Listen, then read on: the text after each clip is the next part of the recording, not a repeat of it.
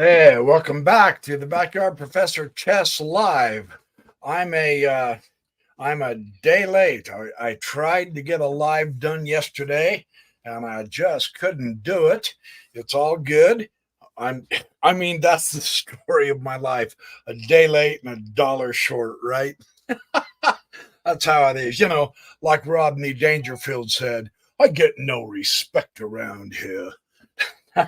I don't either. I'm playing my good friend Jonathan Current a game of chess right now, and he's just about ready to checkmate me. And so I will be presenting his game on video as well.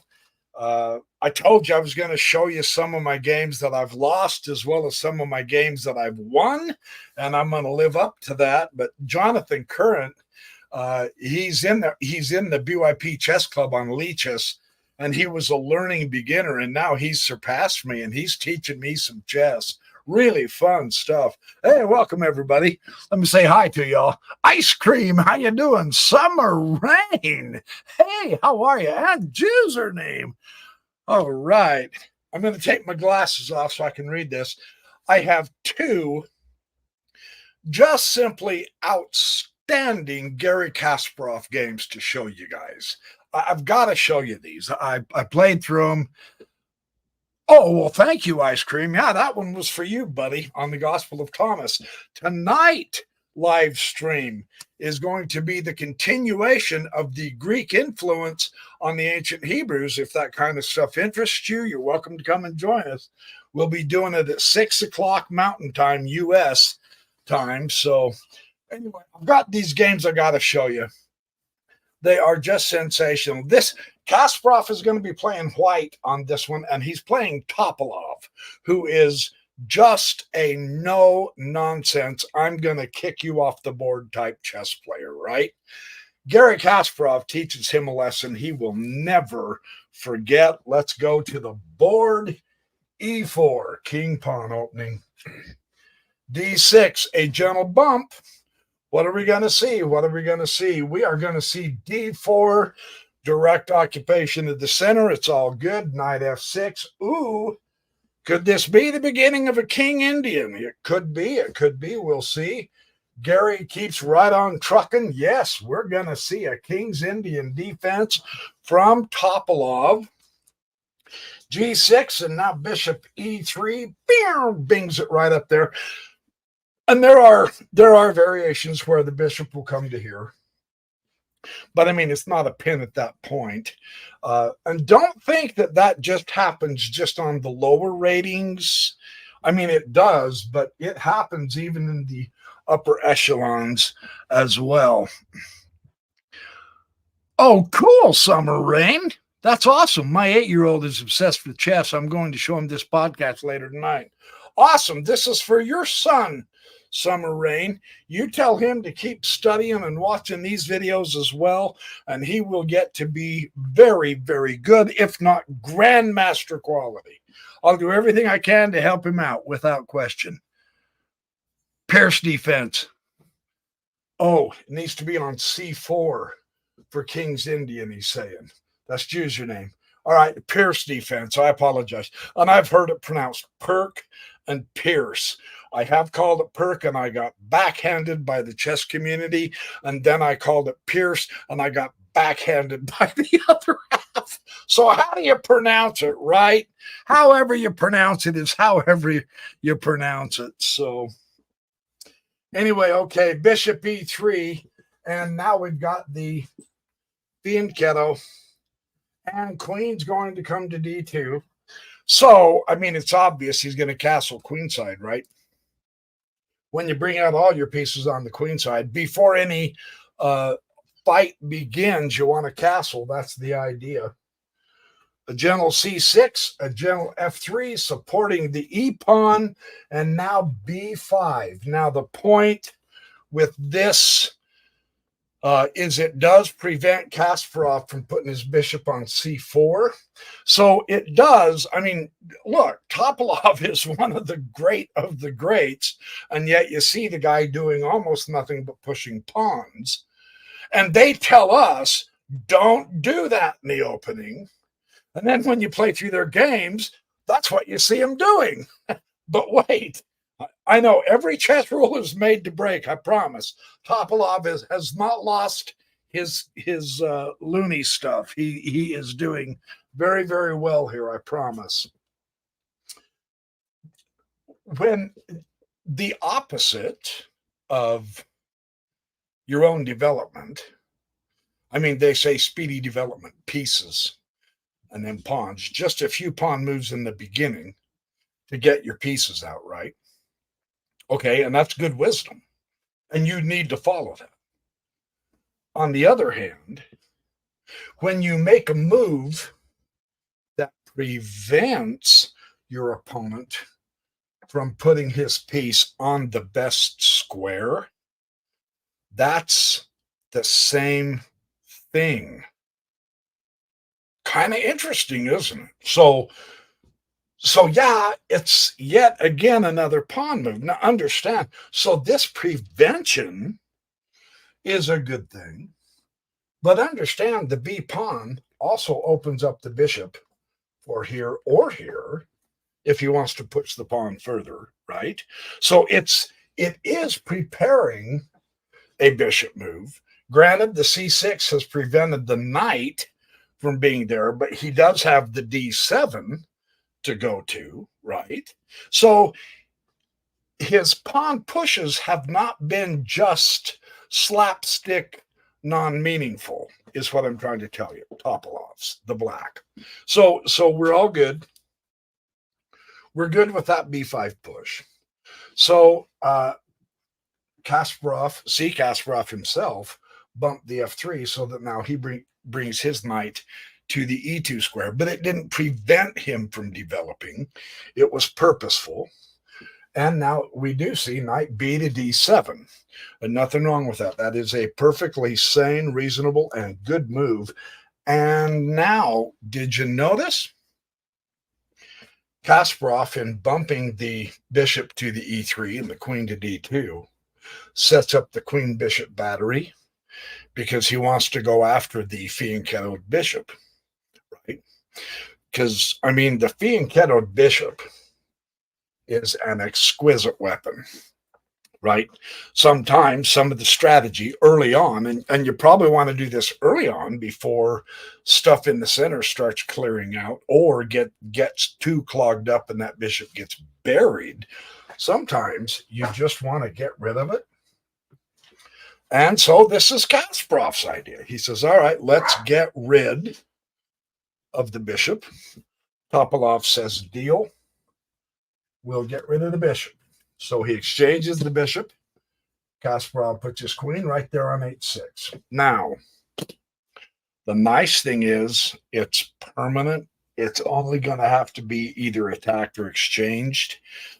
And it affects the way the kingside pawns can move now. So, yeah, she's way over there. She really is. But it's serving a very useful purpose. Again, it's preventative of him getting his kingside going. Kasparov is getting ready to castle queenside. So he's probably going to want to attack the king side. So he's somewhat ahead of the game by helping prevent the true power of the pawns as defense against him throwing up pawns, right? So it is way over there, but it's way over there with a good purpose. Looks like, oh, car detailing and beginner musician. Hey, how are you? Good to see you. Good to see you. Thanks. Welcome. Hi, John. Hey, and welcome everybody who's new. I know I do have some new subscribers to the chess channel. I appreciate all your excitement and enthusiasm with us. And so welcome. I just want to get that in. Be sure to subscribe and hit the like button if you would. It helps with the algorithm. Although my audience isn't gihugic, but it does help. And hit that little bell notification. Just bump that button. That way, when I come on live, you'll see it. Or when I post a recording, it'll let you know there's a new video out. So just to help you I'm trying to stay steadily active, and I'm doing pretty good so far. So, okay, so queen takes h6, and now the bishop will fianchetto here.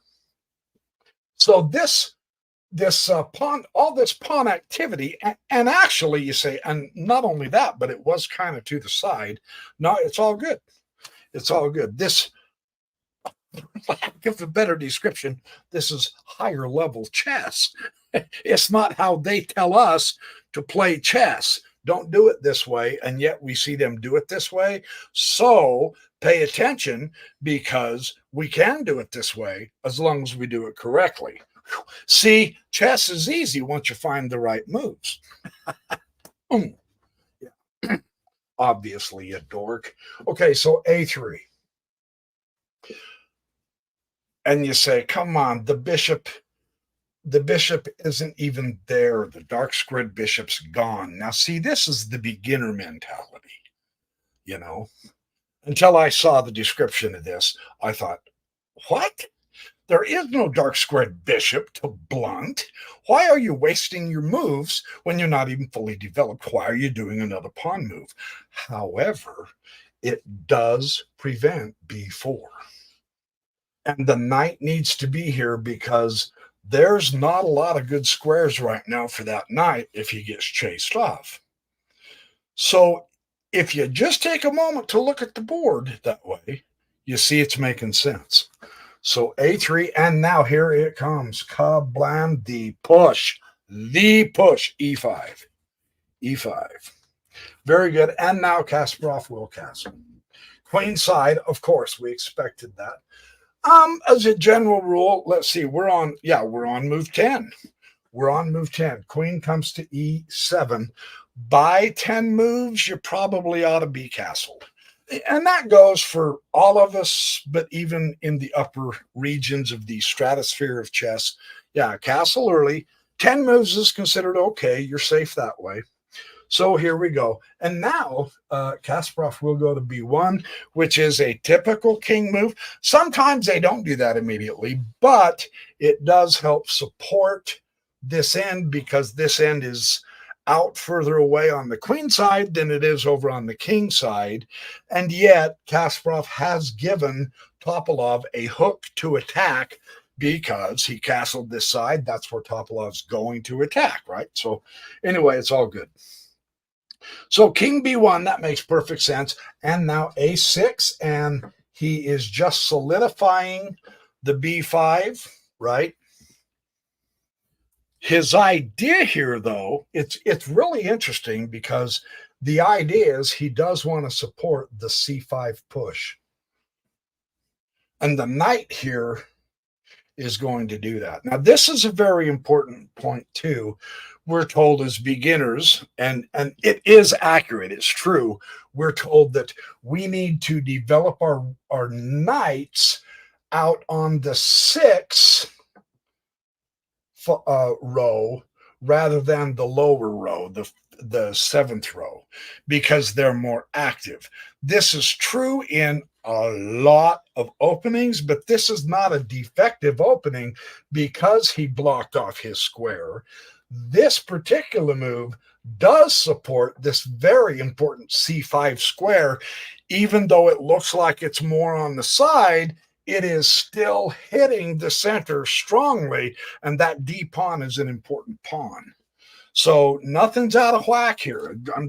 I know I'm going into a lot of details because I'm live, and I want you to get all the information that I can throw out to you.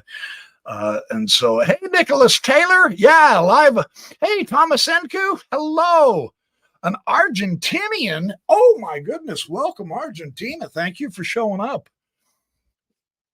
Okay, so anyway, I'm just saying that setup makes sense when you understand they're going to fight for this square. Okay, or at least prevent that square from falling into each other's hands, which is the same thing, duh. Boy, I love it when I over-explain stupid stuff, right? But just in case it's not obvious, because there's so much, that's the impression we all get with these guys, is the grandmaster's moves are just far from obvious, and we just don't get it. We don't understand their rationale. Take this next move for Kasparov. Here we get, okay, now we're told, let's just understand this, because I want you to realize this. It's not a contradiction of chess. We're told one move basically for each of the pieces in the opening, right? Get all your pieces, both bishops, both knights, then bump the queen up, hook the rooks, and develop your heavy pieces, and then you're ready for an attack. So here we see the world champion breaking that rule. It's not a law, but it's a rule. He moves the knight again, and he puts it on the dark squared bishop's home square, C1. What on earth are you going backwards for? You're supposed to be fighting for the center. Notice they've kept the tension as well. See, these knights are coming out. Why are you backing up, Kasparov? Look what he's eyeing, though. From here, here's how Kasparov's brain worked. You can tell because of the way he played the game. So I'm not mind reading, but this is what he was thinking. He was thinking this: the pawn structure on the queen's side of black, there are some weak squares. Now, the thing you do with your opponent's weak squares is you put your pieces on those weak squares. That's the hope. We all hope we can do that. Okay, so, well, here's a square that's weak. What makes a weak square? There's no pawns supporting the square. This is not a weak square because that pawn is supporting it, right? So they're going to have to fight for that. Here's a weak square, A5. So there's a couple of weak squares on the queen's side. We want to take advantage of that and put our pieces in them, if at all possible. That's what Kasparov is doing.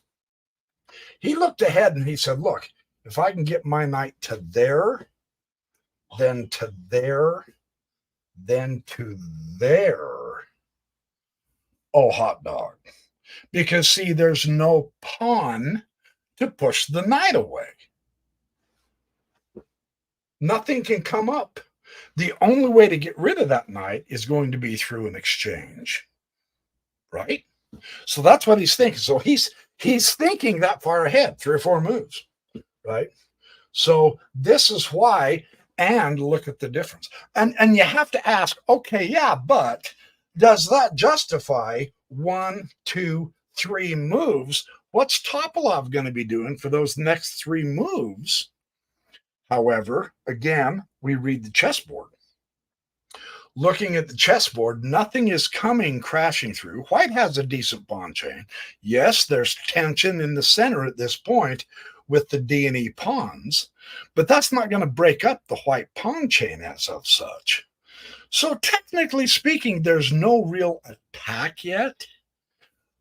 His pawns are advanced, and he does have some pieces behind the pawns. The queen, even if he gets this pawn bumped up. So he's a little bit ahead of an attack, or is he? Don't forget that queen over there is kind of prepping everybody else for moving over there, right? So it's nip and tuck. It's pretty much even, but that's why. Sorry for the long explanation, but this is one of the things that beginners have such trouble understanding. Why did the grandmaster make that move? That is exactly why he's making this maneuver, and why he's justified in taking the time to make that maneuver. And now Topalov will also castle queenside. Now, is this a psychological ploy? Now, Kasparov's queen, you're going, yo, hey, you're out of the game. You're on the wrong side of the board. We both castled queenside. Is this a psychological point of Topalov saying, hey, Garry, I'm going to show you that your queen move was a waste of time? It's okay if you exchange my being ketoed bishop. Your queen's out of this, and I'm going to beat you on the queen side against your castle position because I have the advanced pawns better. So let's see. Let's see. This will be very, very fun. And now, okay, he castled, and now knight to b3. Okay, so from here, here's 1, 2. There's the second move of the knight. Notice also it puts more power on the queen side over here. And it was in the proper place in the center. If you needed to jump over to the king side quick, you could. If you needed to jump over to the queen side quick, you could. But now we've got 2 moves, but look how much better place that knight is now. Okay, just to observe, just an observance. Now, the other cool thing that Kasparov is aware of, and this is just something for us to keep in our minds also, is the dark squared bishops were exchanged. So when the knight does land here, there's no dark squared bishop to oppose it. That is what helps weaken those dark squares so powerfully. Okay, just so you're aware of it. So the plan is not futile. That's all I'm saying, is no dark square bishop to oppose, and that's a great outpost. You're actually in Topalov's territory there. And you've got your knight on the right side because there's the king. That's who you want to checkmate. So this is going to get tense, is what I'm trying to tell you. And now Topalov does something very interesting too. He properly responds when your opponent begins to move or begins to attack on a wing, doesn't matter which one, it's irrelevant, your response should be to attack in the center. So Topalov says, okay, now, okay, I've seen what you're doing. You've bumped, and now you've advanced. So you're going to the wing to attack. Now's the time to get rid of the tension. Now I'm going to attack in the center and hit the knight. Now you have to do something with that knight. Excellent move. Kasparov, rook, blam, takes the pawn. This gives Topalov an opportunity to push the pawn to where he wanted, the c5 push. Whoa. Now look how this improves Black's position because Garry Kasparov goes back. Now that doesn't weaken the rook. He's still got the partial file on the D, even though he's being opposed by the black rook. Yeah, but he's got much more use of that file. But now, and he is 1 pawn closer. And then you have to ask this too. Would you be nervous if you were pushing all of your kingside pawns? Those are the ones that are supposed to be covering your king. Now, that could be a factor. So you want to be careful here.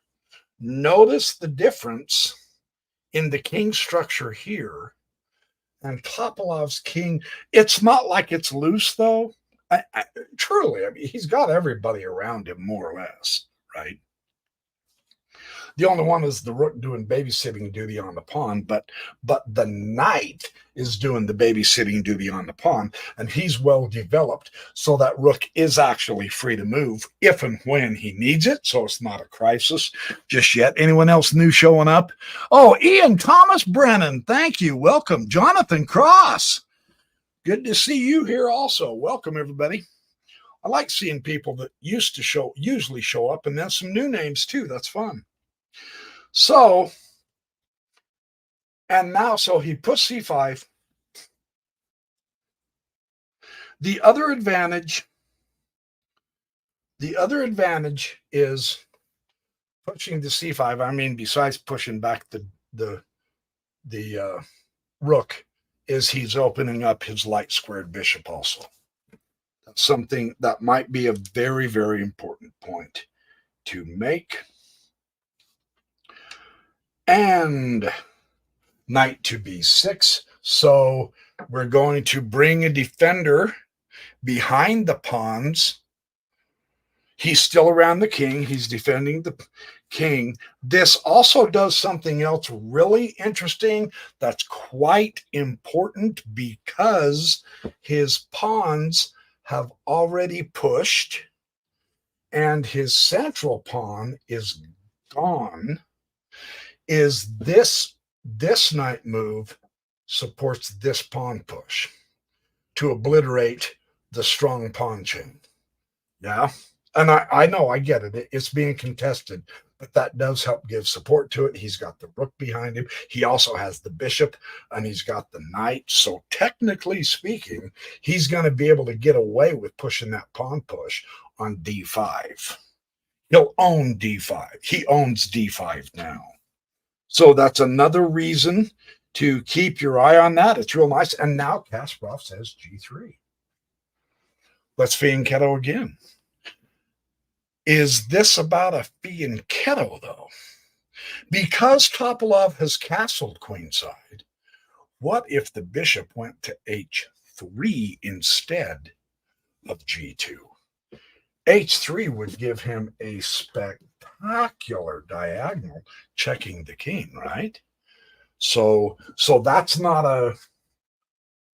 And it's true, technically he hasn't developed his bishop. It's doing a very fine job keeping its eye on the queen side, however, right? It's not a useless piece, but this g3 move is extremely interesting here. And Topalov sees, he says, look, let's just move the king right now, because if he develops a piece with tempo, then Topalov loses a move. Right. And so this is a very interesting book. Hey, the Unperson and Ludi Magister. Hello from Italy. Welcome. Welcome from Italy. Good to see you, my friend. Hey, this is fun getting people from all over. This is fantastic. I'm giving you 2 Garry Kasparov games today. I've got the other one behind this one coming up. So King B8, he recognizes, okay, that could be what Gary's doing. And he hasn't forgot his objective. Now he does plunk that knight on that beautiful juicy square. And you say, yeah, but you know, who hasn't been told that the knight on the rim is dim? Exactly so. That's not a false statement. Because of this position, however, the king is getting closer to this side because of the potential pressure. Notice he hasn't even put his bishop there yet. And it already bumped the king further over on the queen side.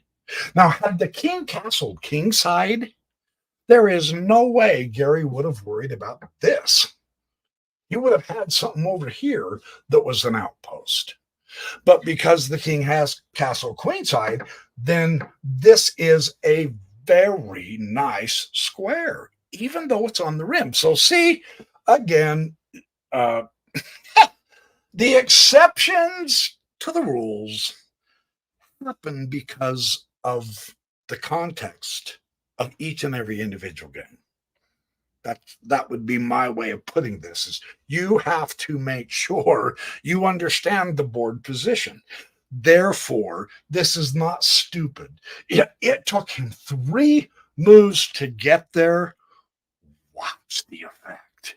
It was not a waste of time. In the meantime, you say, well, 3 moves, Topalov could have developed an attack. Yes, he could have, but did he? No, of course not. Isn't that interesting to see? So here we go. Actually, they're both kind of who's playing offense, who's playing defense, right? However, that knight bumping that bishop, uh-oh. No.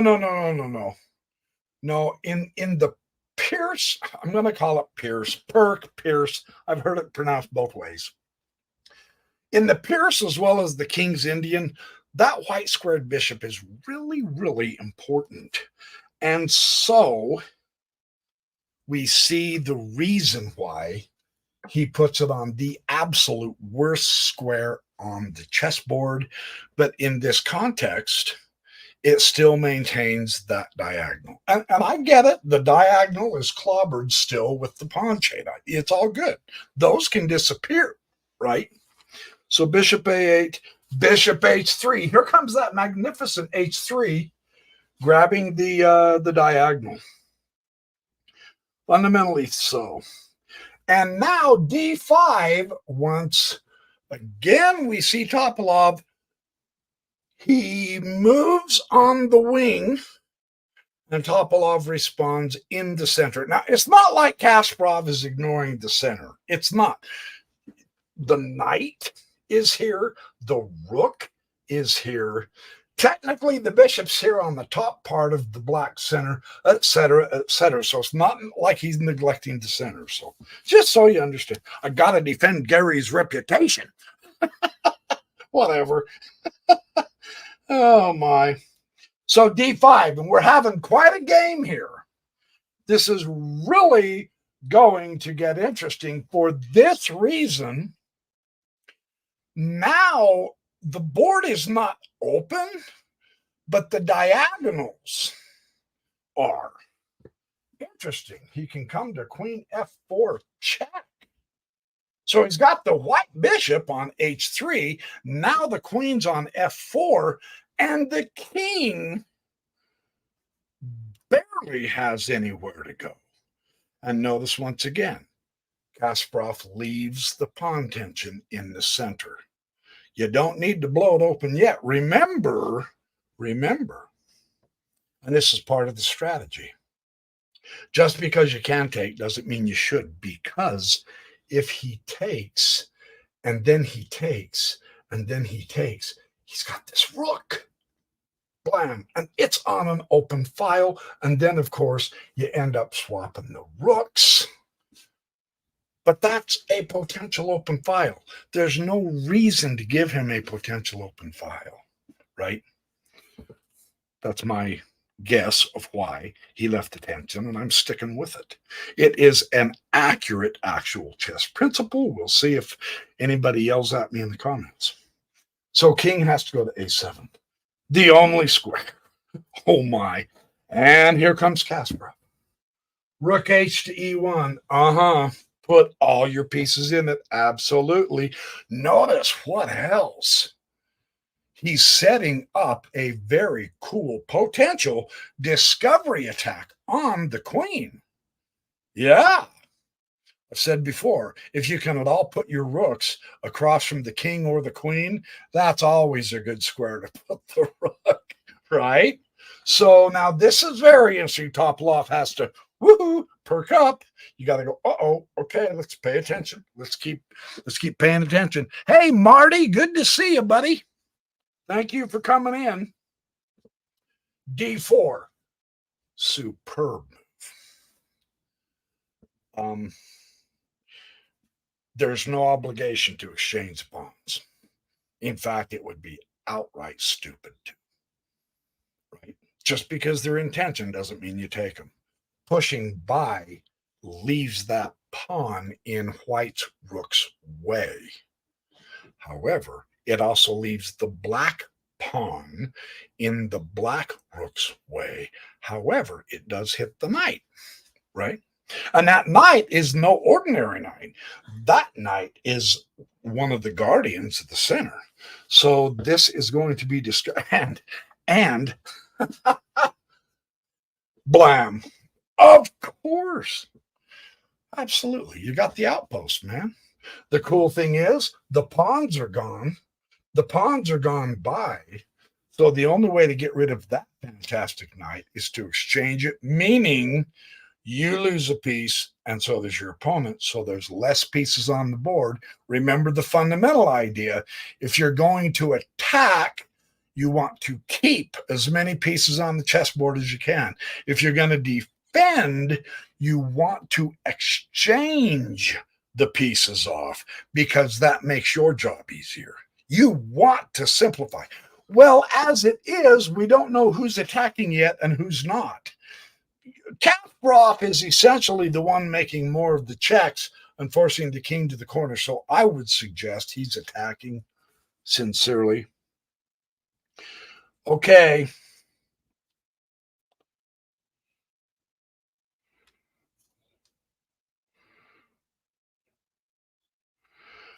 And of course, the knight's got to take the knight. There's no question. Knight has to take the knight. You can't leave that knight there. You can't. And E will take. Again, opening up the discovery attack on the queen from the white rook. You gotta watch tactics like that, right?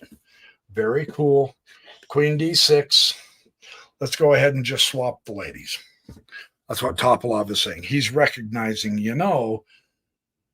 you're probably in a better position to attack me based on your really long, powerful diagonals toward my king. And you've got this knight on my weak square that is really blocking off any kind of real escape I might have. And you've got rooks that can potentially come over. Let's get rid of the queen. Topalov tries it. When your queen is threatened, you have to assess. You don't have to take. It's not a forced exchange.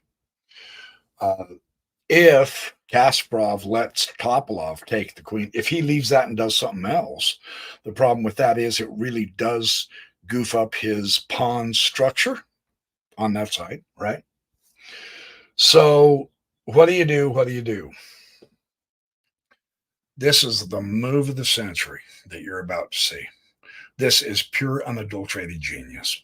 Hey, look, that's what all the commentators say, okay? So I'm going to follow them. They know more than me. Rook takes D4.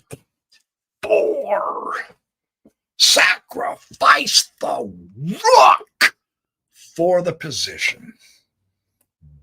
Wow. I mean it. Wow. That is amazing. Now watch the effect.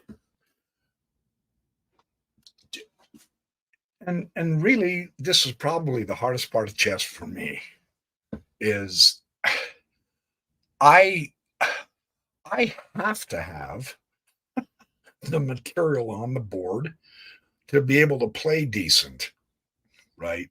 So it's close to impossible for me to sacrifice stuff. And that's the downside of where I'm at in chess right now. I get so nervous going a piece down, don't you? I do. That's what makes this move so stunning, because that's not a bishop or a knight. That's a rook, right? So, and of course, Topalov will say, okay, let's do this. Piece down. 1, 2, 3, 4. 1, 2, 3, 4, 5. Piece down. That would make me extremely nervous. Now for the second best move of the century. The other rook. E7. Check. This is pure, unadulterated, phenomenal genius. Are you kidding me, man? Wow. How many moves ahead did Kasparov have to calculate this? Because the queen can't take that rook. I got bad news for you. If you were Topalov and you took the rook, you're done. It'll lead to a checkmate. In fact, I'm going to try to play it through. Hopefully I can put this. I don't have my camera with me, my phone camera. Hopefully I can put this chessboard back in the right position. I'm going to be very upset if I can't. If the queen takes, I'll just see if I can do that. Oh, yeah. Then the queen comes over to check, and there's the initiative. Now you've got the forcing move. King b8 and queen right here, checkmate. I do believe, yeah, because the bishop's got that square covered. Now you see the power of that bishop, right? Yeah, so the queen cannot take that rook.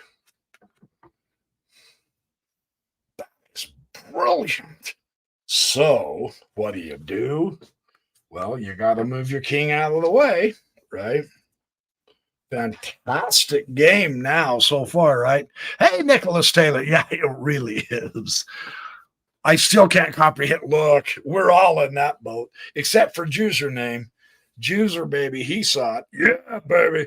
Juicer sees everything. I love that guy. MW. Yeah, he could have. That's a very good point. Thanks for pointing that out. He's saying we've got someone in the chat. Who are you? Yeah, and username says these sacks require accurate calculation. Man, no kidding. But MW says Black's white bishop can block on B7, though. So there must be something there that doesn't quite work. I'm not sure what it would be. I don't know. Knight here to go check, then he just exchange it. No, he couldn't. He couldn't exchange it because that pins the knight. Well, if you did block, then the queen takes, the rook takes. Anyway, that's a good point. That's interesting. He didn't block, though. I'll have to look at that. Thanks for bringing that up. That's good. I like that. So the king did move out of the way. There's got to be a reason why Topalov. Maybe username can calculate that real quick. What do you think, Juicer? There's got to be a reason he didn't block it with the bishop.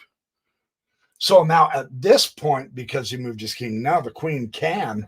And now you see the value of Kasparov not relieving the tension with the pawns, because now this pawn blocked. And so the queen can come in here at yet another diagonal to attack the king. So it's not always good just to exchange the pawns if you have them in tension. That's really kind of interesting to see. So the king will take the knight. So there goes the knight, but it served its purpose being there, keeping the pawns in check and blocking this square for the time being. So king takes, and now he can get his other pawns involved. Check. King has to come to A4. Queen C3. Okay, we're looking at mate. Next move. What do?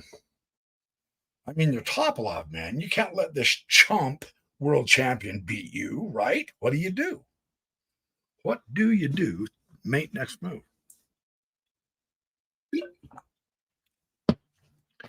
Well, this magnificent man went to here. Queen takes D5. Preventing queen to B3. Fantastic. So now the board is wide open. Let's see what happens. Rook to A7. All right. You're not going to let me come in the front door. I'll come through the back. I mean, Kasparov, the ability to see this 2 and 3 and 4 moves ahead of time is exquisite, isn't it? It gives me goose flesh. Now bishop does come to B7. Protect the pawn, of course. It's mate if you let him take that pawn, so don't do it. Don't do it. I'm just saying. And now the bishop takes the rook takes the bishop. Get rid of it. Exchange down the guardian. Exchange down the guardian is a key concept. And now, Topalov says, I've had it. Let's get rid of the queens. Dude, you're causing me too many headaches here, right? And he is too. So, thank you, username. You guys check out username in the chat. He's talking about this. Oh, this is wonderful. Yeah, I'll look at it after the game. I never even saw that possibility. So sharp eye to MW. Thank you for being here and sharing your idea. That's awesome. So Queen C4, here we go. Now it's obvious Kasparov is attacking. What's the rule? Don't exchange. Take the piece. Knight unprotected. I mean, that Garry, he is so merry, unless he's playing you in chess, and then he's downright manimal. I mean, Kasparov is a manimal. He is just blistering him. Queen takes f6. However, that does give the king a chance to potentially get out of this pawn checkmate, at least this pawn blockade to be helped checkmating. And now look at how fabulous Garry Kasparov's queen is being. Boink. And then he comes all the way over here. Zippity doo dah, zippity a. I'm giving you another check today. Plenty of power coming your way. Don't ever ask me to sing it again for you. Queen takes a6 check. I mean, wow. Okay, so, all right, come on. He's still alive and kicking. He got rid of that pawn problem, right? C3 check. Oh my gosh.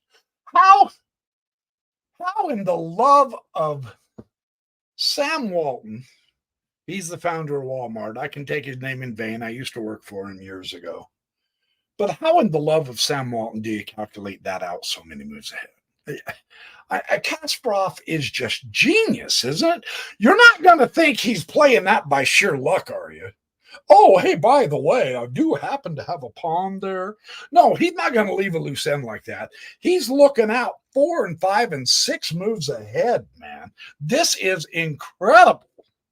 It's no wonder that this is called his immortal game. What does this do? It puts the king in the right place. No, it's not checkmate, but it puts the king in the right place. And now so the queen goes over here, comes over here, and comes all the way down here. Check to the king again. He comes to d2. Queen goes to b2, check. King comes to d1. And now bishop to 1.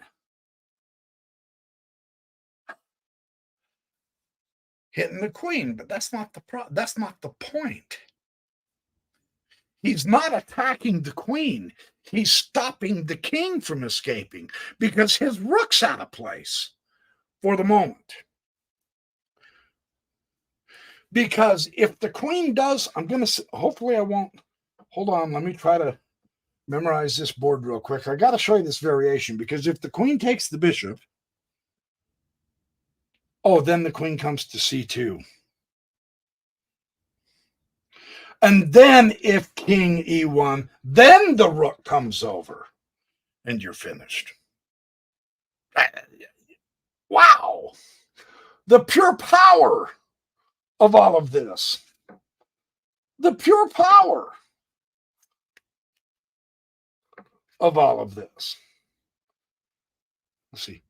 Queen b2, king d1. Okay, I do believe. Yeah, so he brought the bishop down. So you can't take the bishop. What do you do? What do you do? Hit the queen. Bring your rook down and hit the queen. Now, I want you to observe something that is so important, and it's astonishing that Topalov never got this done yet. He's still got an unused rook. One of the greatest players in the world still has an unused piece in this late of the game. We're on move 34, 35, 36. So, Kasparov, once again, okay, his queen, look, he's not that far from being checkmated himself, right? If Kasparov lets off the heat just one move, Topalov's going to checkmate Kasparov. That's how close this game is. So this is a great illustration. Once you begin an attack, and this is why the calculations are so phenomenal.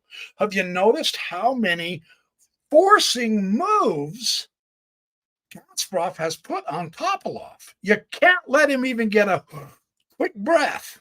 Otherwise, you're had. Check this out. Rook d7.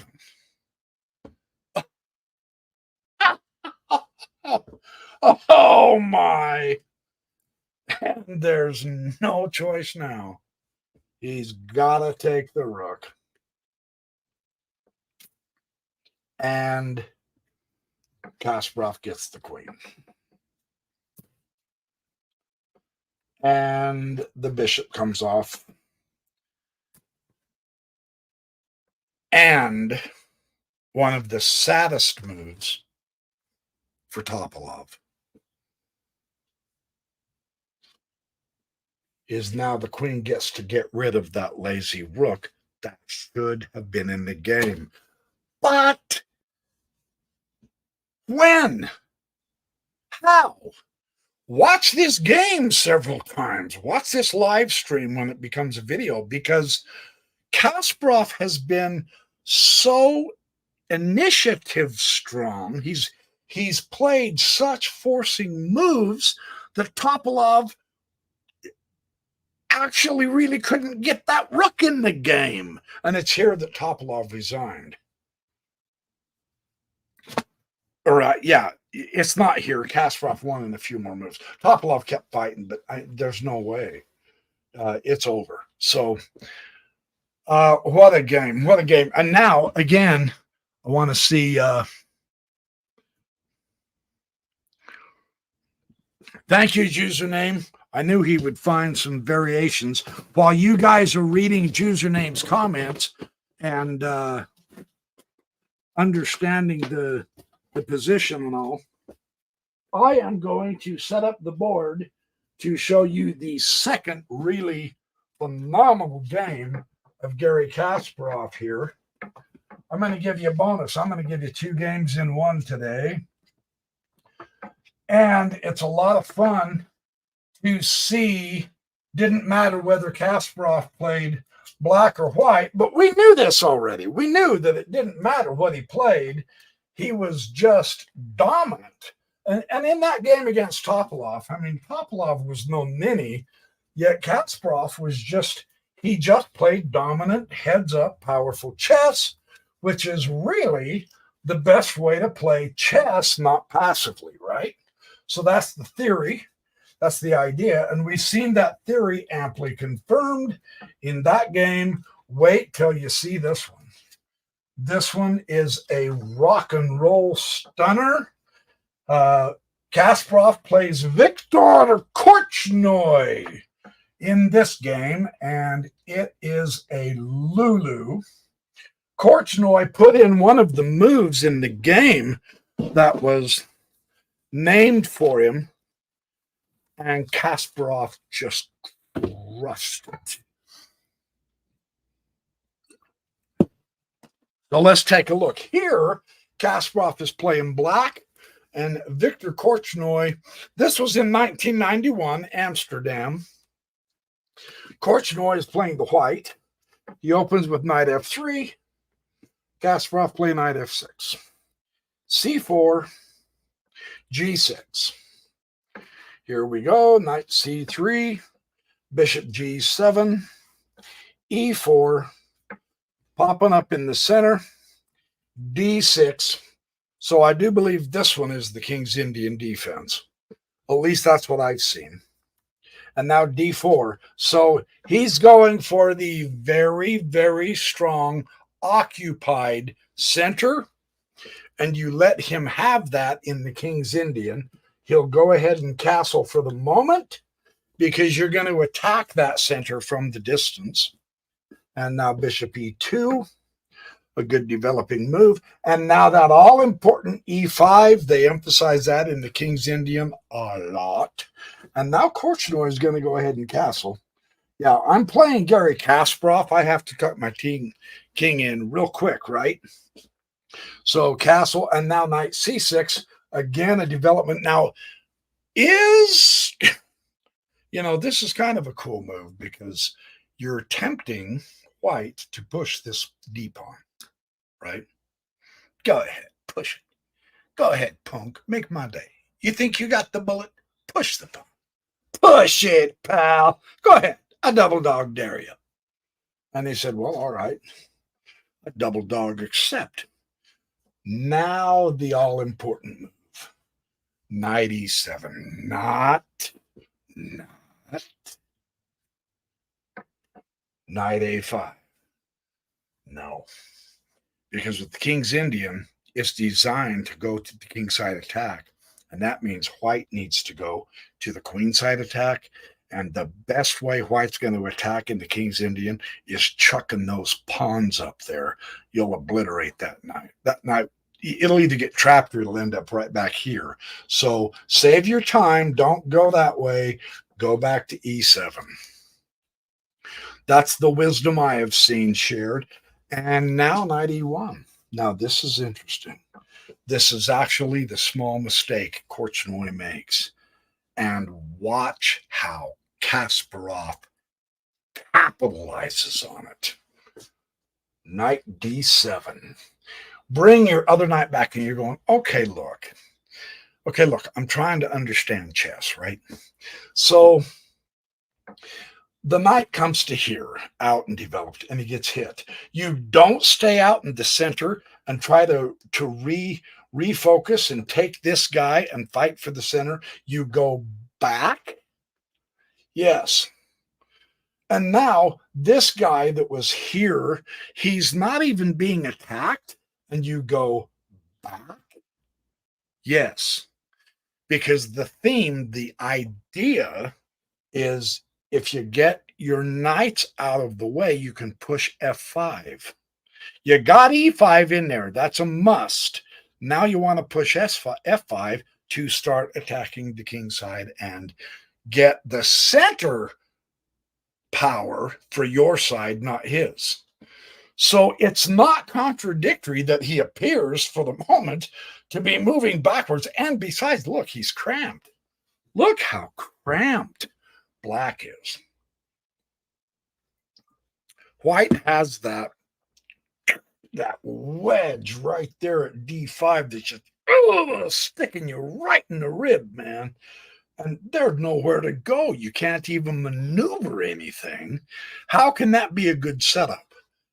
Kasparov will show us the way in an extremely amazing manner. Now, bishop e3, a good developing move. And now the f5. Here comes the f5. Hitting the e4. Korchnoi supports the e4 by the bump of f3. And this is somewhat typical.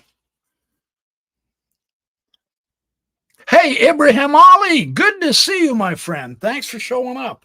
This is the second Kasparov game. When I get done with this live session, you want to see the video and watch that first one. It was a Lulu. It's called Kasparov's Immortal Game, and it was. So the f3 bump is good. And now the famous move that helped propel Kasparov to fame, as if he wasn't already, right? Come on, I got to build some drama here. Remember, we're learning chess, but we're having a little bit of fun watching the clown trying to share some good games, okay? That's how it works. F4. He pushed? You mean he pushed? Yeah. Just because you have pawn tension does not force you to exchange the pawns. And you're saying, okay, but there's always a but, right? There really is. Doesn't this keep the file closed? I mean, doesn't that take away the power of the rook somewhat? I mean, if you're going to attack the king side, why not open the F file? That's a legitimate question.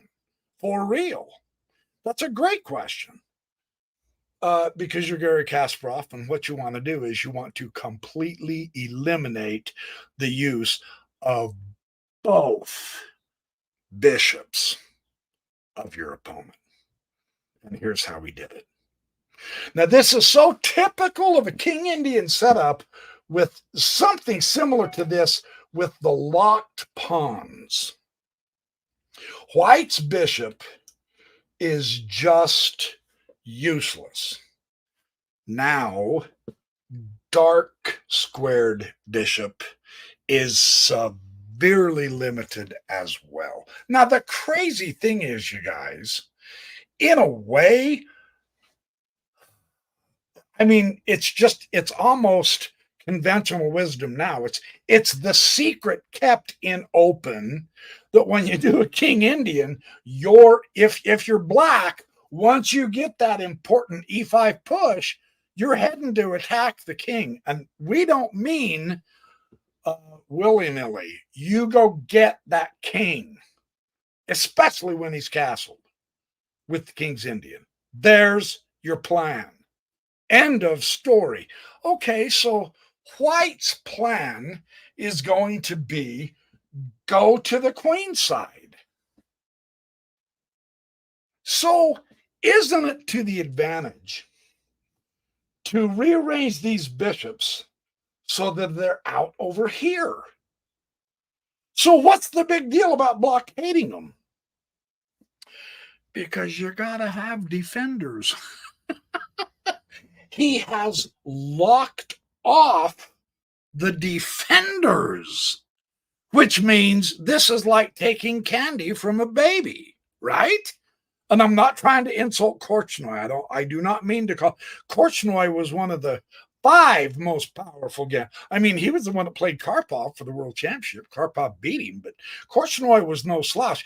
And Kasparov, in his book, My Great Predecessors, on Karpov, has a pretty big section in there on Victor the Terrible, praising Korchnoi's chess. He was magnificent. Unfortunately, he got involved in Soviet politics and all kinds of dastardly crap that happened to him in life. He did eventually make it out of the Soviet Union and came here, which is wonderful. So the bishop, in other words, comes to F2.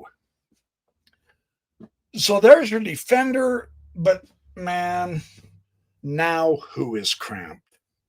Just a moment ago, I made a big whoop-de-doo. Woohoo, woohoo.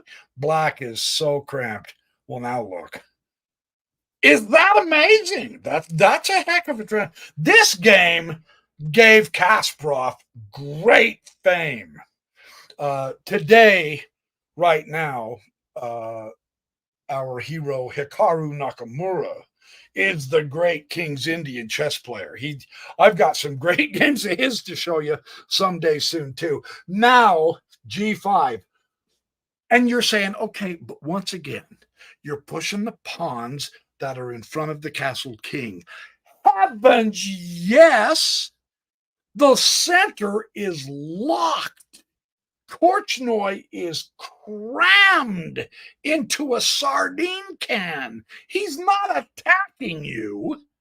So use your pawns as the battering rams. Now you are fully justified in throwing those pawns in front of the king down there. I know some of my other videos I say, don't even touch those pawns. Those are your protection. In most cases, they are. With this position of the center locked, those are your missiles. Send them forward. And let's see how good Garry Kasparov does that. Here we go. Now, Korchnoi realizes, I'm a little bit behind, but I can catch up. I've got to be attacking on the queen side. Let's get this game rolling. Knight G6. Here comes Kasparov. Notice the knights that kept retreating, they retreated to a position back that once you got this F5 out here, once you got your pawns in front of you, now they can advance and support the pawns, which is the proper way to kingside attack. Here we go. One of the greatest attacks in chess history. Let's quit talking and do some looking. Knight D3. Knight F6. Oh, would you love to have a setup like this? C5, gotta hurry. Gotta hurry. You gotta break. You gotta break. You have to. You have to break up that pawn chain. There is no question. You've got to attack. Now, this pawn chain is what makes Kasparov's attack possible. So, for Pete's sake, above all else, when it's attacked, maintain it. You've got to protect it. No, that's the wrong kind of thinking. Ignore it. From now on, for the rest of this game, for 95% of the attack time that Korchnoi puts on the queen side, Kasparov entirely ignores it. Just because your opponent is attacking you, you have to, you got to weigh and assess, is his attack worse than mine? Kasparov says, nobody attacks better than me. I don't care what he's doing. I'm attacking. That mentality is what we got to try to get to, because it's nerve. Look, there's no question. This pawn chain gave Kasparov his position, and now it's going to be undermined. Don't you have to protect it? See, that's how we think. Kasparov says, heck no. Let me show you how it's done. H5. Charge! Let's get this road on the show. Hey, Henning Lundberg, good to see you. Who's my favorite player of all time? Ibrahim Ali. Oh, man. I'm trying to share a good game of Garry Kasparov, and you asked me that question. A great question. Thank you for asking it. I don't know. Let me think on one. I mean, I love Fischer, but man, Magnus Carlsen, yeah, today. Dean Liren, the world champ. I'm just saying, man, there's a lot. Alexander Alekin is one of my classic all-time favorites. There's no question about it. Smyslov, he's the underrated world champion. Vasily Smyslov. Botvinnik was good too. I don't know. Let me think on it, and I'll get back with you. H3. Okay, so this attack becomes so strong that Korchnoi, notice Kasparov's ignoring Korchnoi, but Korchnoi can't quite ignore Kasparov. It's too fast. He's too far ahead. Key moment. Rook F7. So the key, this is one of the key moves in the entire setup for the Kasparov King's Indian. I'll call it that. For this particular game, this is quite an important. Oh, excuse me. Got to get me whistle wet. This is quite an important move because you really do want to protect your rank, your second rank. Because let's be blunt. Let's, as what's her head said on MASH, let's be frank. One of the greatest all time. I can't even remember her name. Oh, it's embarrassing. I'm getting too old. Let's be frank. The rook prevents knight shenanigans. Forking the rook, but that's not what you're scared of. What you're scared of the most is this one. Above all else, you don't even try to give him a chance to get to E6, or your attack will fail. So you don't even give him a chance to get down to here. That's why you're bumping that rook, right? So I'm just letting you know. There's a reason. None of the moves Kasparov makes are superfluous at all, anywhere, ever in this game.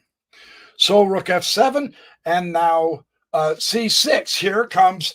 So rather than breaking here, and technically it didn't, because he would just replace it with, actually, he could take it with the queen, and it would give the queen a spectacular queenside defense and keep her on this side too.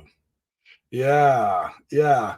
So Korchnoi realizes I'm too far behind. That break doesn't help me, and so I'm going to go to here. But he finds out that doesn't help him either. Notice this guy never got into it.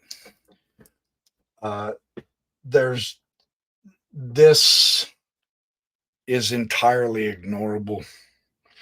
If he does take, you take with the bishop. And then once you take with the bishop, you come right back over. I've seen that in the King's Indian games, because this guy in the King's Indian is the important one. That's the real winner, because we sacrifice him on h3 to get to the king, to break up the king side, right? So you don't want to lose that. So once you do take care of this pipsqueak of an idea, you come back so that you can come here and do a monumental attack, right? So what I'm saying is Korchnoi has no attack. Kasparov has it all. A5 just puts the exclamation point on, your attack failed. And he does take, oh, maybe it's this game. Yeah, if I just continue playing the game, if I would just shut up and play the game and get this, you guys, we're at move 18. And finally, the first pieces were taken. Fascinating. Everything is on the board still until just now. And it's nothing. It's nothing. Okay, now, shout the trumpets. Here comes Korchnoi. Yeah, this is the game. Nope, I'm coming over here. See, you don't even have to worry about this. So what? So anyway, bishop c8. And now B takes a5. Look, B took the important a5 pawn. What are you going to do about it? You need to take revenge and take that. Nope. Nope. Ignore it all, because this is the side you want to play. So bishop h6. Gently, steadily coming to the attack. Yeah, but you forgot the knights, Bubba. Knight b4, take that. What are you going to do about that, dude? Nothing. I don't even care what's over there. I'm doing this. G4. Off with his head. I'll backhand you. I'll slap you, silly. Come on, I can get away with this. I'm the backyard professor. Sorry. No, okay, now to get back to seriousness. Hey, chess is serious, but why not have a little fun with it? Knight c6. Okay. Outpost of the day. You beat that, Gary. You beat that. Look, you're going to lose now because I have it. Gary says, no, I don't even give a flying flip. I'm coming here to the proper side, ignoring the attack. And now finally, look, you can't. The only reason Gary didn't make this move is because Korchnoi finally did make a strong enough forcing move against the queen that Kasparov had to respond. It actually helped him because it put his queen in the right side, right? She was still here just in case something happened that he didn't catch, and being able to come over here to help in the attack, right? Okay, this forcing move really did make him do this, but if Kasparov would have been allowed to do that, that is absolutely killing. And yet it's not the best move. He wouldn't have wanted to do that, but talk about a complete wipeout. You'd have to sacrifice something on the H. It's much better to take the pawn. Korchnoi beat him to it. Korchnoi took the g4. F takes g4. H takes g4. Now it opens up. Now it opens up. And it couldn't be worse for Korchnoi. Bishop g5. So this is so interesting because the bishop doesn't have a whole lot of long diagonals to go on, right, in this attack. We don't see the long lightning bolt of attack. He started from here. He's plink one square, but notice the steady improvement and ability to attack coming up. Bishop g5, and now bishop f3. Stop that pawn. Man, that would suck if you had that given to you. That would not be good. You can't even press the pawn and help yourself with this one. No, stop the pawn. Stop it right now. So good bump, but queen h6. Korchnoi's forcing move back on this move, getting the queen to here. She's not cramped or blocked in. Now she gets to operate on the H file. Deadly dangerous situation. In fact, it's so bad that Korchnoi has to start making room for his king. Korchnoi made an error in putting the bishop in the way of the escape of the king. He really should have moved the bishops. Let's look. Queen h6, rook e1, knight h4. Now, a queen and a knight single-handedly can truly checkmate a king on the king's side if the coordination is done well. Those two together are just a wickedly awesome combination. But man, we've got a queen and a knight and a bishop and another knight and a rook. All of it over here. And we only have one knight over here. Quite the contrast. So the bishop will take the h4. That's the purpose, to open up the square so that the bishop can take h4. What a zigzag. It's just cool to see, you guys. Not that. That's not a zigzag. That's a drop of the pen clumsily. However, this bishop, man, started back here. And he went plunk, plunk, and now plunk. But look how close he's getting. The best way to attack your king, your enemy king, is to get your pieces closer to the king. Here we have Kasparov getting his bishops closer to the king. And now, g5, hey, come on, a nice pawn fork.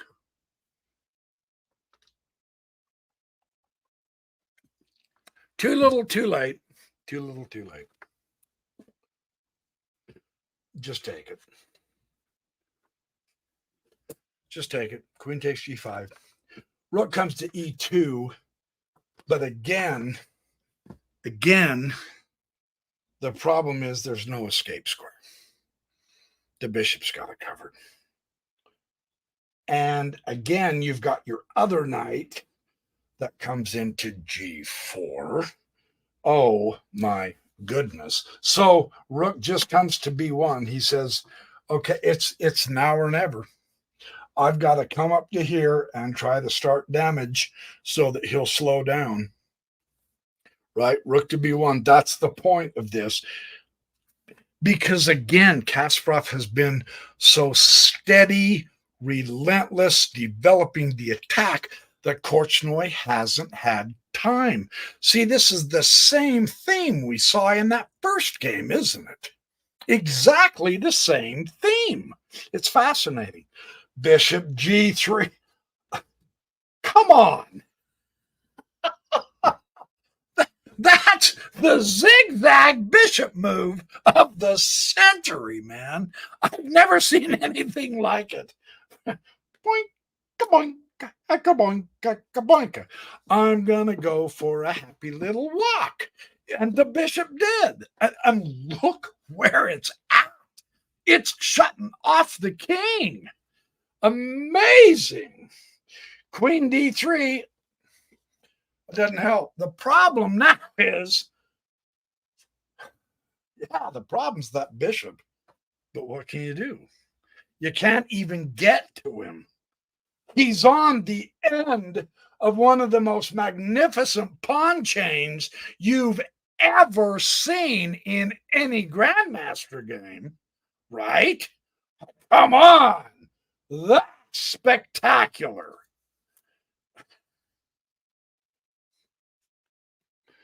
Queen h4. And here's where Victor Korchnoi resigned. He said, nah, that's good enough for me. Good enough for me. So, two really excellent chess games by Garry Kasparov. Now, what I'm about to propose to you stays between you and me, okay? Nobody else has to ever hear me say this unless they watch this. I do have a bonus game if you would like, but I'm not trying to put myself in Garry Kasparov's company because I'm not even worthy to shake his hand. But I do have a bonus game if you'd like to see it that I played against the chess computer, one of my training games, and it was a really fun game. Just tell me real quick in the chat, do you want me to reset up the board and give you my bonus? Oh, I'm going to do it anyway. If you don't want to watch the bonus game, see you later. Thanks for showing up. But I've got a great bonus game to show you. It's not nearly this good, but for me, I was very, very happy. I have moved in my training on the level 4 with Stockfish. I have moved from winning 10% of my game, well, 0 for quite a while. Now I'm up to 10%. Then I've moved to not quite, let's see, I did 22 games and I won 7. Yeah, I'm a third. I'm 33%. That's progress. I still have great difficulty. Okay, yes, let's go. Henning Lundberg. Well, thank you. Oh, come on, Ibrahim. You are way too kind. Okay. Hey, what's his face? How you doing, my friend? I love your comments, dude. All right. Let me show you. Let me set this up real quick. And I'll show you my training game that for me was fun because it's weird. I can tell you what they say is true, though, really seriously. The more you practice, somehow that just clarifies your mind. It makes it easier to see stuff, right? It really does. And that's what's beginning to happen to me. And I'm very happy about it. I'm enjoying improving and I'm enjoying sharing my improvement. And so this was quite a game because I believe this was my 7th win that I had last night. And when I chalked it all up, it just blew me away that I had 7 wins. For one thing, I've never had that many wins before against level 4. So, I'm making a little bit of progress. Okay, so I'm playing the white pieces here, e4, c5. So I get a Sicilian. And I treat it with utter disdain. Well, maybe not utter disdain, but disdain none the same. Hey, Brian J., welcome, my friend. I'm just showing you. You've got 2 good Garry Kasparov games to watch, and I'm just showing you a bonus game of mine I had the other night with the chess computer that I did okay on. I did better than okay. I did really good, I think. D6. I'll share my thought processes with you on this one because there really are some important matters that I've learned from the Grandmaster games. And in fact, we saw some of these in the previous Kasparov games, right? So this is fun to see that, yeah, it works for them, but will it ever work for us? It does. It actually does work for us too. So there's hope. There's hope. So I'm going to do the Gioco Piano, the quiet game, the Italian here, one of my favorites. E6, he's got a small center buildup. I'm going to bump to C3, preparing my D4 central thrust. And now he does bring up the knight.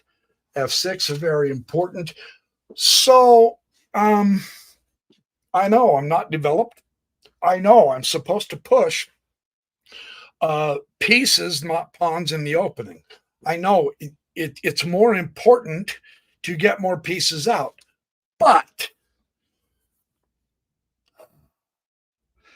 I push the pawn.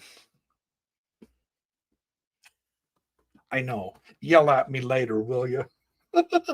And yes, D took the pawn. Here was my thinking. Okay, it's just a pawn exchange, right? And now here's the downside of this. You go, yeah, see, you broke the opening rules. Now you have to move your knight again. And you're nowhere near as well developed as you should be. In fact, you're not developed at all, you lazy chump.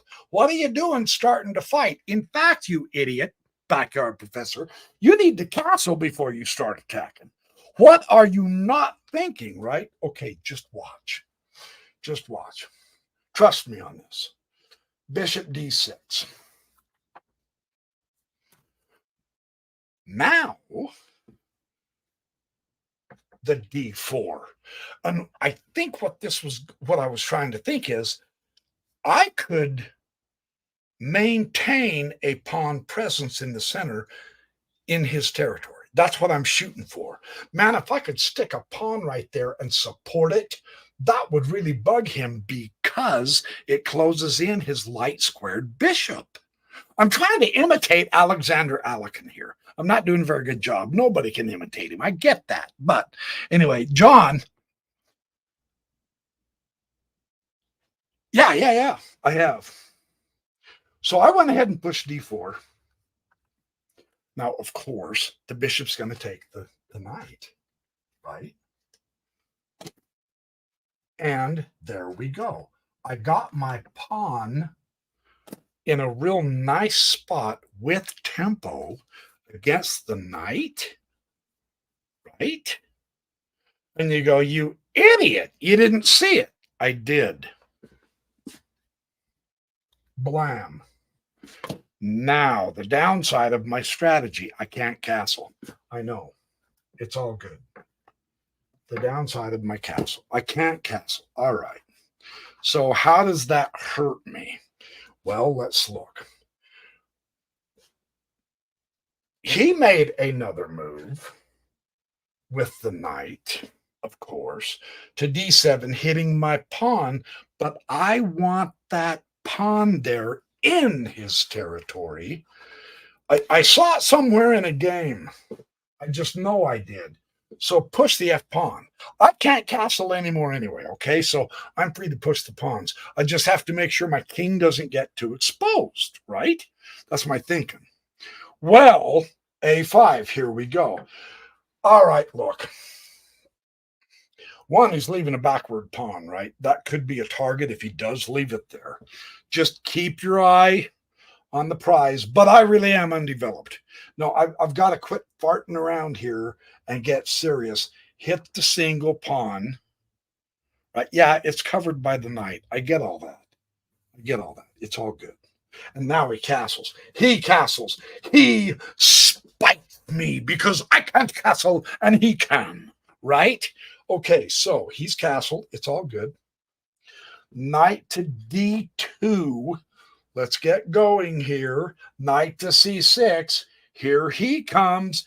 Bishop B5.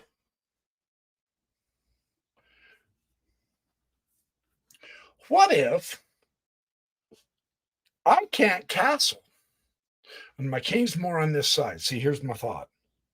So he's going to come at me on this side. So how about if I wreck his chances with the pawn structure? I'm going to go ahead and exchange a piece. And I get it. I know I'm taking risks because a bishop in general is more preferred than a knight. So exchanging it for no reason, but I'm not exchanging it for no reason. I want to wreck his pawn structure. That way he can't come after me as strongly. That was my reasoning. A4. See? That convinced me. I said, all right, for better or for worse, here's what I'm going to do. Here we go. I'm going to go ahead and take the knight. I'm going to take it. The queens are off the board. So if I can wreck his pawn structure, I'll have a chance in the end game. And it worked. He took it. Of course. I mean, duh. You know.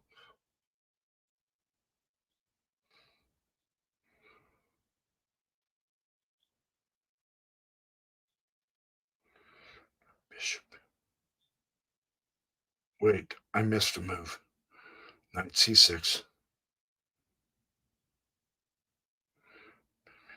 a4. Bishop takes c6. B takes c6. And now I'm going to come up to king c2. That's what I saw. I did bump that pawn. So I have a chance to still connect my rooks. The thing you have to really focus on, I do, when you get in a position to where you can't castle, don't tuck your king away so far that you eliminate a chance to develop your rooks. Both rooks. Don't leave your rook on a1 through the game. You can't. Don't. So that's why there's nothing here attacking me. There's only 4 pieces left, and he's got nothing coming at me. So now's the time. Get the rooks out. That was my thinking. And look, as if the computer read my mind. Yeah, okay, I'll beat you to the punch. No, you won't. Nope. Rook ADD. I'm going to get my rooks involved. This is so critically important. Look, we saw that in the Kasparov game. Topalov did not get his H rook in. He played without that rook. You can't do that against the world champion. You can't do that against a chump like myself if I know some basic principles and use them against you, right? So get the rook in is what's crucial here. You're exposing your king. Don't think that way. Think, see? Now you're going to take, and the rook takes, and it's right against your king, and you're in deep trouble. Whoa. Hold on. I'm not forced to take that pawn. Now, I'm not going to leave the tension in this instance, because then he will take me, and that will open up his file. But why give him that? I'm under no obligation whatsoever to take that pawn. Let his pawn block the usefulness of his rook that my king is on that side of. Don't exchange, push the pawn, right? That was my thinking, and it worked. Watch. This is so cool. So now, h6. Okay, he's going to start trying to at least limit when I get pushing this F and the G and the H and all that, he's going to limit my bishop, right? I suppose that's what it's all about. But I want to come over here because want to double his pawns. Now, look, I didn't exchange. I've limited the power of the rook on that file, on A. He can still come over here and do other shenanigans. That's fine. But I did double his pawns on purpose. Now I want to blockade him. The best blockader of double pawns has always been the knight, a la Nimzovich. So blockade the double pawns. But do you see where I'm heading? I saw this a couple of moves ago, and I said, I have got to get to D6 with my knight. Yeah? You dang right, baby. Now look, bishop A6, a superb diagonal. And technically not unopposable, but wow, what a placement for bishop. So what? I'm coming home. Both the pawns are pushed past, which made D6 the weak square. And the key to weak squares, the key to weak squares is put our pieces on them. I'm thrilled with this setup right now. Fabulous. That just cripples everything he wants to try to get done. So he goes ahead now and takes advantage. Yeah, now push those double pawns. See, the double pawns are weak if you can blockade them, but if you unblockade them, which for me personally, I wouldn't have unblockaded them if I wouldn't have had that weak square D6, but I did, so I took it. So now push the double pawns, therefore they don't remain weak. That actually becomes a weapon to disrupt my queen side where my king is, and that rook is still potentially able to come in. So I've got to play my P's and Q's right. C4, a great push. Why take that pawn and open up his light squared bishop, though?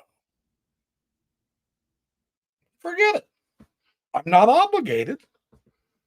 So again, bypass it. They're both isolated pawns. The A and the C pawns are isolated. They're not going to do any damage to me. They're going to limit the rook and the bishop of my opponent. And I was thrilled to death when I had that option. I said, there's no reason to exchange. So leave them there. So, of course, and this is good. This is what you have to do. Okay, if your opponent does stymie you, your own pawn becomes a traitor to your cause. You can't take your own pawn. Your own pawn becomes a traitor to your power. It's limiting you. Then readjust and come. But this is pretty decent. And you say, yeah, but isn't your king a little bit loose? Aren't you getting a little worried? No, because I'm okay. And I have some ideas here. This with my bishop, eventually, once I get rid of that pipsqueak, I've got some ideas, but there's even something better. I couldn't castle. Over here is even a better option. This is keeping him occupied. Obviously, he's staying here. He's coming to here. This is keeping him occupied because that's where my king is, right? But I've got stuff over here I can do. Knight B6. Aren't you getting nervous? Here comes the troops against the king. No, I don't even give a flip. Here's the catch. And you got to be able to see this so that you can make an adjustment in your thinking. Man, you can see where that knight's going. If he gets there, no, there's no if. But a bishop's better than a knight. Not that one. Nope. Snap him off right now. I'm willing to exchange. I'm willing to make that exchange. Let him land on D5. Not in my game. Not gonna do it. Rook takes. Again, he's hitting solid granite. He's hitting solid granite. Notice he's hitting solid granite. Notice that the queen side is safe. It's locked up. But that one ain't. So let's go back over to home where we belong and do something cool. Woohoo! F5. Hit that chump right on the nose. Yeah, baby. Rook will come to D7. Look at the power of that knight. He's not even going to exchange the knight, right? Well, don't leave him behind. Everybody wants to party over here. Bring everybody to the party. Now, I probably did this wrong. I'm willing to admit it, okay? I'm an amateur. I'm a full-fledged amateur. I get it. I should have just kept pushing the G, right? Get it done. But, I mean, why leave your buddy home? Everybody wants to go to the party. So bring them all in. So I did it the slow way, okay? Okay. Rook B8. He realizes now, I can't do anything here. In other words, he has no attack because I did not take pawns to open up the piece's abilities to move freely. That's the critical part of this part of the game that I really wanted to show you. Remember that. That's a good strategy. And hold on, I'm getting ahead of myself. Oh, yes. So now that I've invited everybody to the party, now it's time to create weaknesses. And you go, all right, yeah, how do you do that? Push the pawns. Kablam. I think sincerely that would have been okay too. It's not a bad move. Obviously, F would have had to have taken, or the rook. No, F would have had to have taken. Otherwise, I mean, if the rook just moves out of the way, I'm going to take the F pawn, right? The F7. So F would have had to have taken, and that opens up the king side a little more, right? I still have two of these guys, and look at the F file. It is so screaming for my rooks to come and jump on it. Yeah. So that would have been decent. That would have been good. But I went this way. I don't have any bad choices, is what I'm trying to tell you. At least so far as I could tell, I don't see any bad choices here with that move. Rook B to D8. Doubling up. He's got to have a breakthrough, although I am supported. My rook is doing a fine job. I get it. I haven't yet jumped on the F. I'm with you. I'm still trying to support my pawns behind. That's the only piece I've got. Everything else is way over here, right? So I got to be careful that way. And yes, I take the G7. But watch how my pawn betrays me, because his king is not obligated to take that pawn. Drove me nuts. No, take the pawn. Take my pawn. I defy you. Take my pawn, you schmuck. And he didn't. So, okay. All right, so everybody's coming to the party. Let's do a G5. And the king went to G6. And I'm going, oh, come on. Exchange the pawns. Start swapping, will you? And he didn't. So I did. I said, all right. G takes H. And now rook G8, of course. That's a passed pawn. You got to stop it. So now my rook finally says, oh, hey, by the way, hello, darling, check. King will come to H7. Rook D will come to F1. Now grab the files. Partial opens, but grab it anyway. And now he'll come to F5. Aha! Block. Take that, chumply. No problem. I've got an en passant here. En passant is when you're on the fifth rank, the fifth row, I should say, and they do a double move with a pawn forward. A pawn from its home square has the option to either move one or two or one or two squares, right? He could have done that, or he could have bypassed you altogether. The en passant rule says when he does push the two square push and your pawn is on the fifth row, you can take that pawn. Otherwise, it would just shut down the entire game with pawns. So you can take that pawn with the diagonal. But it's only on this rank that you can do en passant.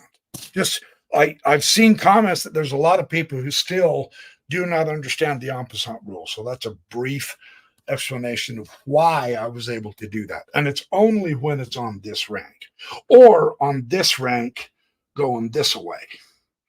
If you push a pawn twice, you can. Anyway, so I took it en passant again. Now I'm gonna win.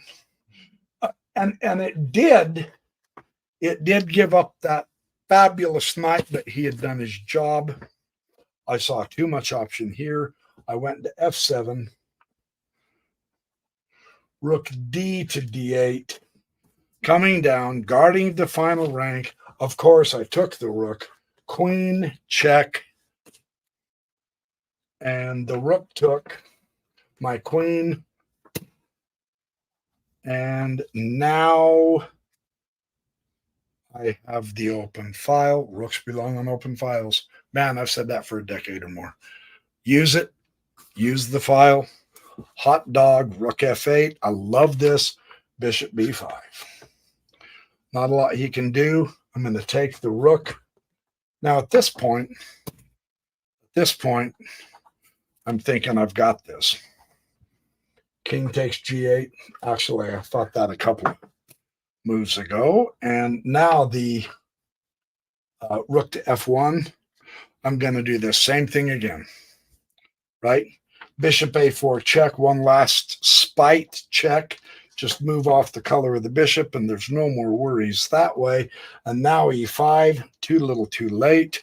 Rook, I'm going to come all the way to f8 check. King to h7. And there's the queen checkmate. Actually, it's not checkmate, but I won in a couple of moves. The king took the pawn, then I checkmated. So anyway, boy, this is the longest chess live I've done. But anyway, that was my real fun win. Trust me, I had like 8 losses before this one, and I haven't showed y'all those because they're stupid. My problem is I don't get home after work until at night, and I'm so tired sometimes. But I want to keep practicing because every chess game is a lesson, right? And so I want to get to where I can recognize patterns and kind of feel comfortable if a position seems different than what it should be, etc. And I'm so tired at night that I can't win very often. So if I can play during the day, but I can't because I'm at work, then that helps. So anyway, but I'm making progress. That's exciting. And so I want to pass that on to you guys. Crap, it's just a matter of playing. We suck at chess because we don't play enough. That's how it works. So it's okay. It's all good. We've got the time. We're going to keep right on going out there and improving, right? So, all right, you guys, that's pretty much it. Anybody else new that? Oh, Diablo. How are you? Thank you. Henning Lundberg. Oh, well, thank you. That's very nice. King Indian and the Ponziani. Yeah, a little bit I have. So anyway, thank you all for joining me in my live. This has been a lot of fun. This live will automatically convert to a video, and so you can watch it as the video. On my main page, it's way down at the bottom. The playlist is past live sessions, and when I do live, the computer itself puts them there. So I've got it mixed. And I've renumbered the episodes for the live, episode 1, 2, 3, 4, 5 for the live chess. And I try to put that in capital letters so that you can look at the live chess games. And then I've got the live history, philosophy, and Mormonism stuff that I do.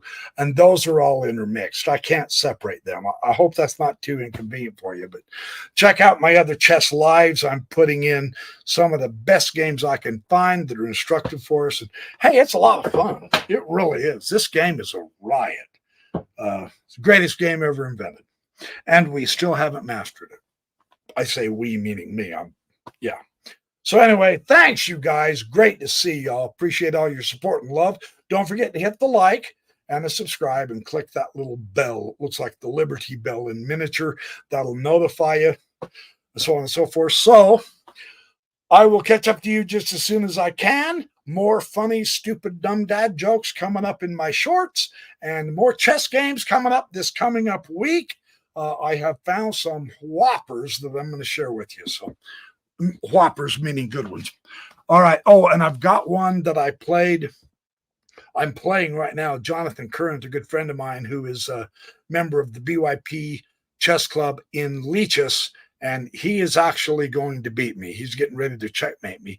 And I asked his permission to show you guys the game recorded, and he said, oh, of course, it would be my honor. And no, it's my honor. He's gotten good. He's proof that this stuff works, practice and all. So he's going to beat me, and I'll show you my loss and his wonderful win. Very instructive game on what I did wrong and what he did right. So, okay, I will catch up to you just as soon as I can. Remember, be good, do well, have fun, work hard, make lots of friends, smile a lot, stay happy, live and enjoy life, because there's more good stuff coming up. Appreciate all of you.